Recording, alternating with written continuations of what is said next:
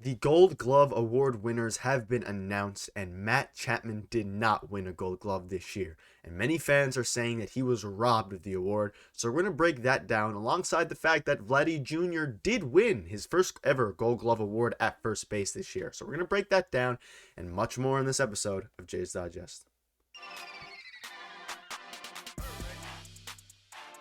What's up, Jays fans? Nick Gosse here, host of Jay's Digest.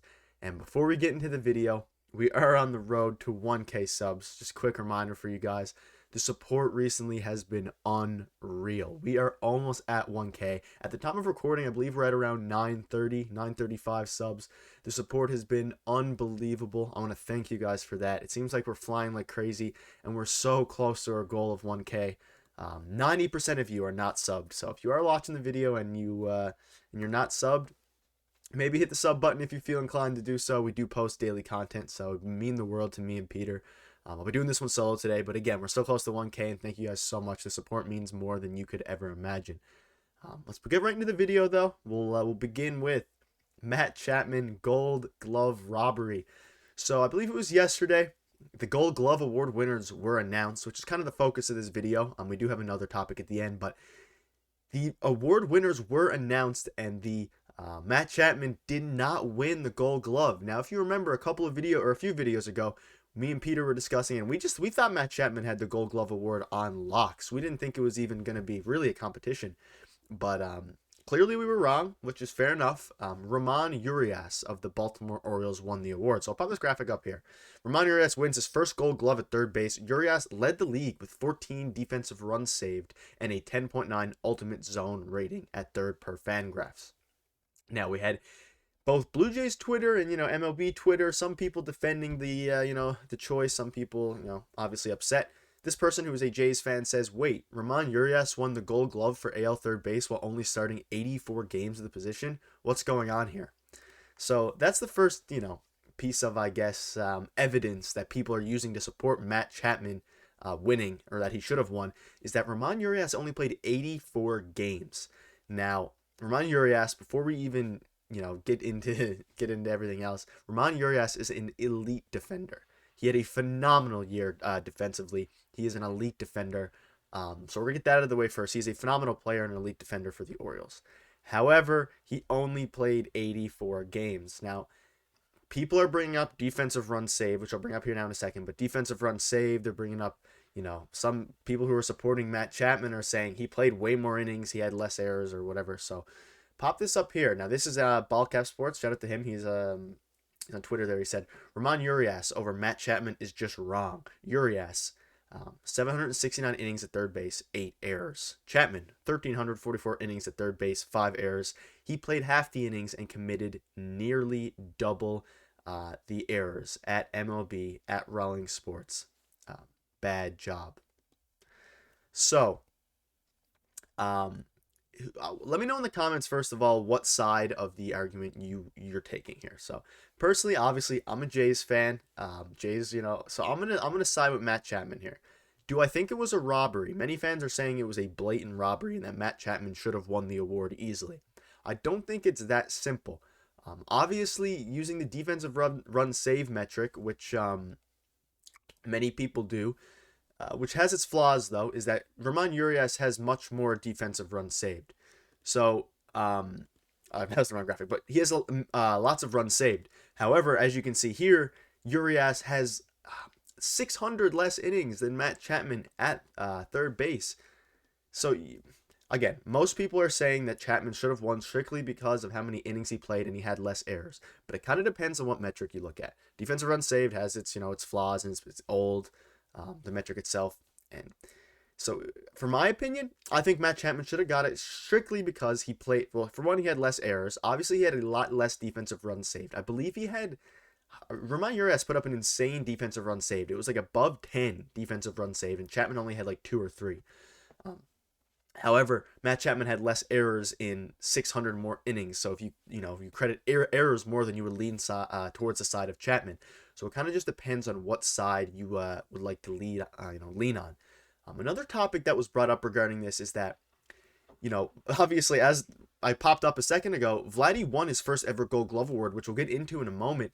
But Matt Chapman is a significant, piece and reason to that. If Matt Chapman doesn't throw so many throws to the chest, then Vladdy may potentially had more errors than he would have. So, from the eye test, Matt Chapman had a phenomenal defensive year. Obviously, he didn't have as many defensive runs saved, and obviously he's coming from Oakland. So Oakland is a huge, I guess, defensive oriented ballpark in the sense that the foul territory is much bigger, which makes it easier.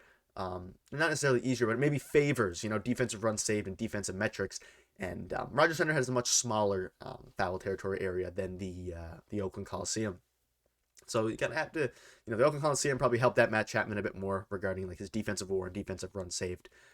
But from the eye test, Matt Chapman was a stud at third base, and just based on his innings alone, I think I would prefer Matt Chapman to have won the award. However, I can see the argument from both sides. Obviously, Urias had an insane year, and in a small, short sample size, he played phenomenal, had tons of defensive runs saved. So let me know what you guys think in the comment section below about that.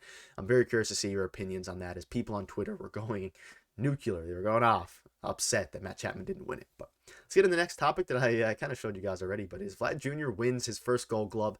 So kind of, piggybacking off the last thing, Vlad Jr. won his first ever Gold Glove at such a young age. And I saw a tweet that I don't have to put up here, but I saw it a few minutes ago. It was that, when they moved Vladdy from third to first base, the front office apparently said to sources, or said to, the chatter was that one day he would win a Gold Glove. And he won it already in his, whatever it is, third year at first base.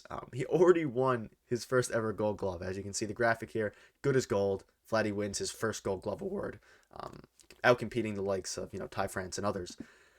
And Vladdy was a stud at first base this year. He had great metrics. He had a cannon of an arm.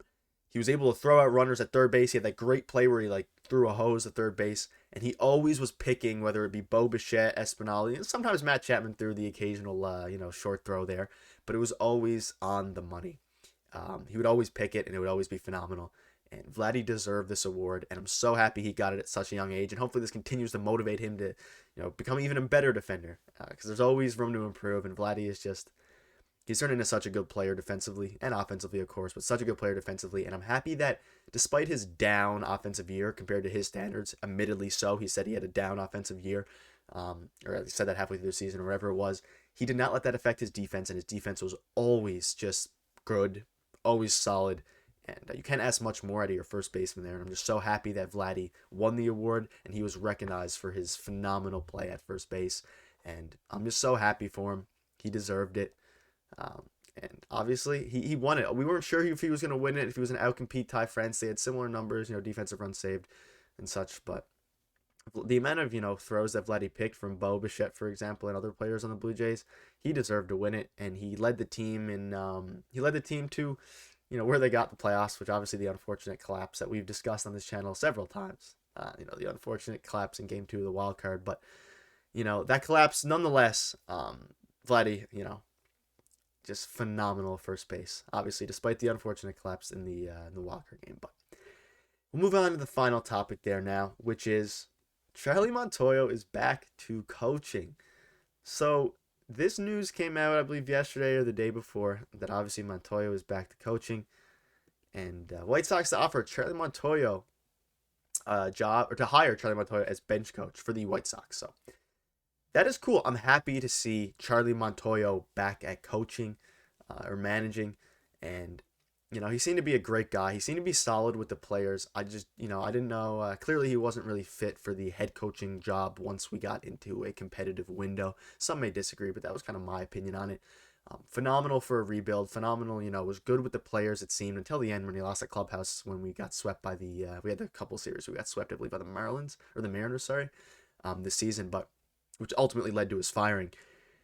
But Charlie Montoyo, phenomenal. Seems like a phenomenal guy. Plays the bongos, and I'm happy that he got a coaching role with the White Sox. A cool team, exciting team, and hopefully he's able to help whoever the White Sox manager ends up being, if they're sticking with their interim. I don't remember who their actual coach is now after the firing of La Russa, or the letting go of La Russa. So I just wanted to throw that in there in case you guys wanted an update on Charlie Montoyo. He is doing well, and he is going to be coaching as a bench coach soon. So not a head coaching job, but we kind of expected for him to be a bench coach. But yeah, that's going to wrap up the video. Hope you guys did enjoy it. We're so close to 1K. I'll say it one more time. We're on the road to 1K. Support's been unreal.